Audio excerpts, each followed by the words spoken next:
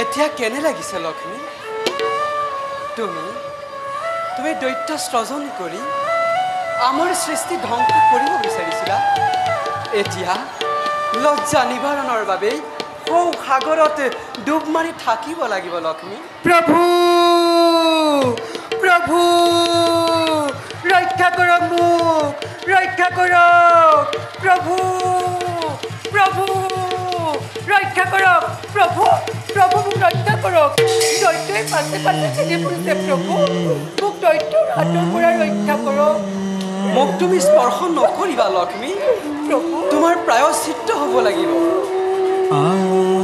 প্ৰভু অবলাৰ নাৰী মই দুৰ্বল মুহূৰ্তত এনে নকৰিবলগীয়া কাম কৰি পেলালো। মোৰ দুখ ক্ষমা কৰক প্ৰভু, লক্ষ্মী মোৰ দুখ ক্ষমা কৰক। আজি দৈত্যৰ হাতৰ পৰা ৰক্ষা কৰাৰ সামৰ্থ্য আমাৰ নাই।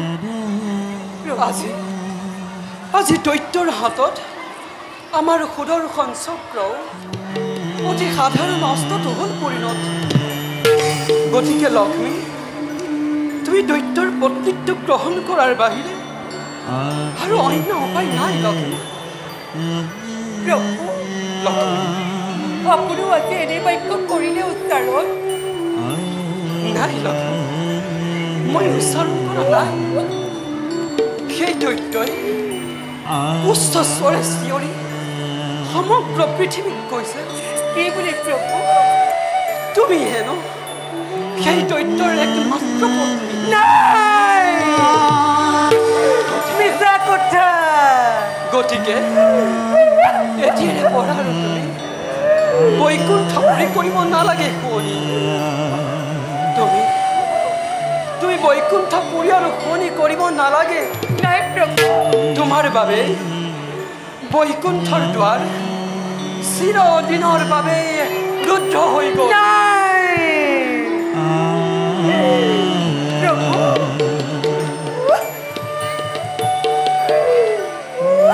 তুমি চৰিত্ৰহীনা লক্ষ্মী। ক্ষমা কৰক প্ৰভু, তুমি চৰিত্ৰহীনা। ক্ষমা কৰক ক্ষমা কৰাৰ অৰ্থই নাই।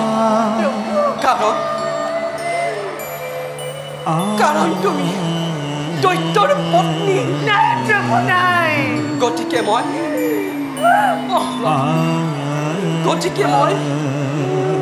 মই তোমাক কৰিলো পৰিত্যাগ।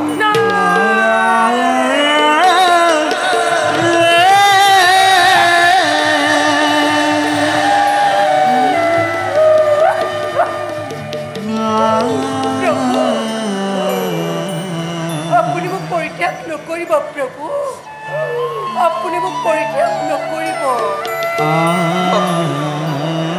স্বৰ্গ মৰ্ত্য পাতাল এই তিনিও লোকতেই তুমি দৈত্যৰ হাতৰ পৰা বাচি থাকিব নোৱাৰিবা। কাৰণ তুমি তাক অমৰত্বদি কৰিলা সৃজন। গতিকে তুমি দৈত্যৰ পত্নীত্ব গ্ৰহণ কৰিব লাগিবই। নাই প্ৰভু নাই। প্ৰভু প্ৰভু লক্ষ্মী মোৰ এতিয়া অৱস্থা কি হ'ব প্ৰভু? মোৰ এতিয়া অৱস্থা কি হ'ব? গৰ্বিতা নাৰীৰ প্ৰভু উপযুক্ত শাস্তি হৈছে। সমস্তকে লক্ষ্মী তুমি যদি লক্ষ্মী বিচাৰো প্ৰভু, তুমি যদি জগতৰ মাতা হৈ থাকিব বিচাৰা, বিচাৰো প্ৰভু, তুমি যদি তোমাৰ সতীত্ব ৰক্ষা কৰিব বিচাৰা, বিচাৰো প্ৰভু, মই বিচাৰো। তেন্তে লক্ষ্মী তোমাৰ বিলুপ্তি সাধন কৰিব লাগিব। নাপাইবা নিষ্ঠাৰ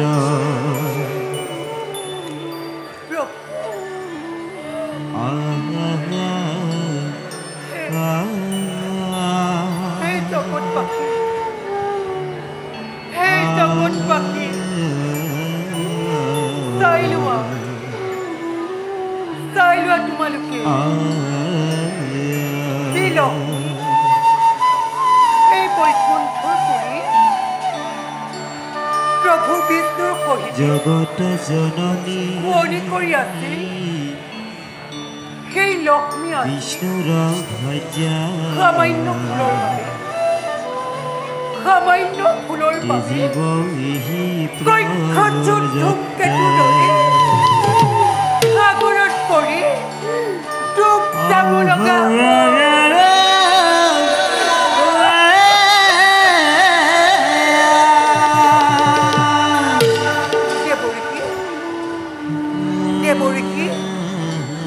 দেৱৰীষি তোমাৰ যি কুমন্ত্ৰণা প্ৰয়োগ কৰি মোৰে বৈকুণ্ঠৰ পুৰি চিৰদিনৰ বাবে ৰুদ্ধ কৰি দিলা তোমাকো আজি মই দিছো মহাবিষাদ লক্ষ্মী নাই তুমিও মোৰ দৰে বৈকুণ্ঠৰ পৰা এদিন নহয় এদিন খহি পৰিবা খহি পৰিবা খহি পৰিবা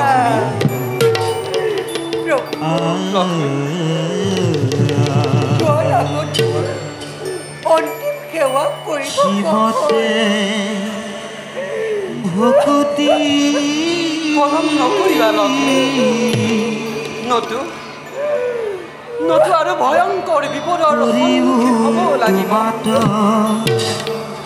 যথা ধৰ্ম তথা জয় লক্ষ্মী তুমি যাক বুদ্ধিহীনা নাৰী বুলি সেৱা জ্ঞান কৰিছিলা আজি সেই লক্ষ্মীয়ে তোমাৰ এনেকুৱা অৱস্থা কৰিলে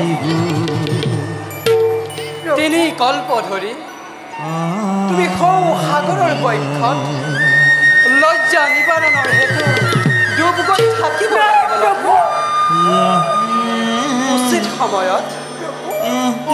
সময়ত মই তোমাক কৰি উদ্ধাৰ লক্ষ্মী উচিত সময়ত মই তোমাক কৰি উদ্ধাৰ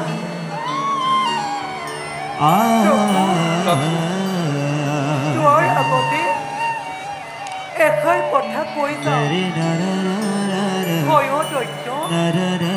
হয় দৈত্য অমৰ নহয় সি তাৰ একে আকৃতিৰ পানীৰ হাততে মৃত্যু হ'ব লক্ষ্মী তোমাৰ কি হৈছে লক্ষ্মী ইহি বুলি লক্ষ্মী মা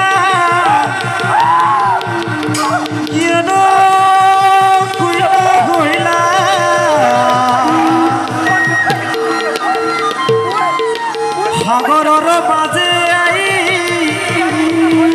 দৌৰ পাৰিলা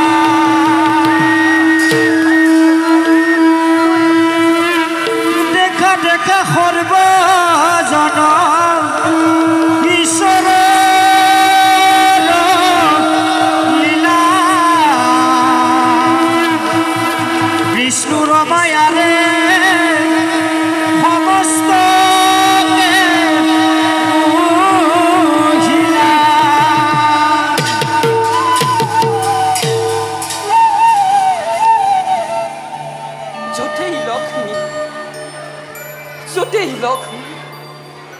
ততেই বিষ্ণু হৈ এই বৈকুণ্ঠ ফুৰি কৰিব লাগিছিল শুৱনি কিন্তু ভাগ্যৰ কিছে বিড়ম্বনা লক্ষ্মী তোমাক অকালতে হেৰুৱাব লগা হোৱাত মই বৰ মৰ্মান্তিক বেজাৰ পাইছোঁ মোৰ হিয়া ভাগি চূৰ্ণ বিচূৰ্ণ হৈ গ'ল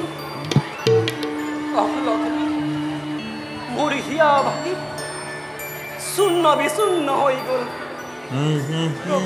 লক্ষ্মী তুমি আৰু পলম নকৰিবা লক্ষ্মী তুমি সৌ সাগৰৰ দিশে দৌৰ মাৰা লক্ষ্মী পিছলৈ ঘূৰি তুমি নাচাবা বিদায় লক্ষ্মী মহাভয়ে লক্ষ্মী মাতা